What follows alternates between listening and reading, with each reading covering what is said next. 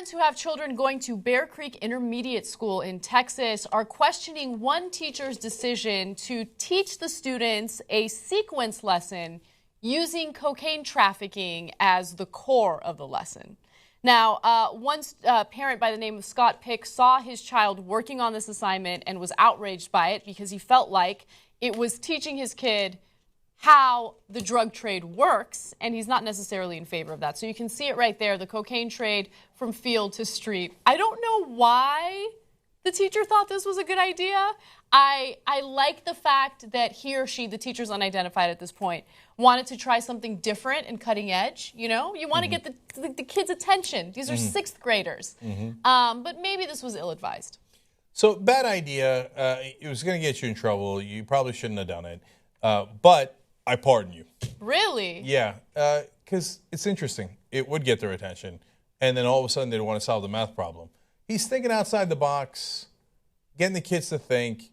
Obviously, you're not going to tell them, and by the way, later kids will actually be selling the cocaine. No, he's going to tell them cocaine's terrible, yada, yada, but you see, this is some of the math that people do in real life.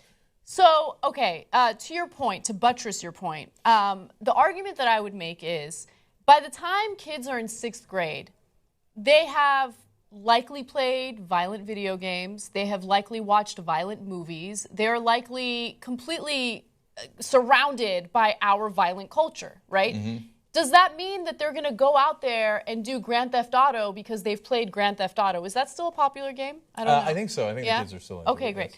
So it's just, I don't think that they're going to do this lesson and be like, oh, shit.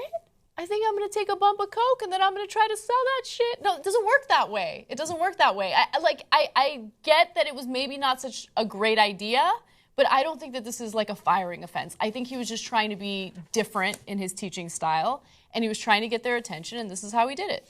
The only way that it would be unacceptable is if it was in a minority neighborhood and he's like, so that you guys can relate to it. Let me use a cocaine example. Right, but that's not what happened. But that's not what happened. Yeah. That's not what happened. So I think let him go. But we're going to ask you guys another poll on our app.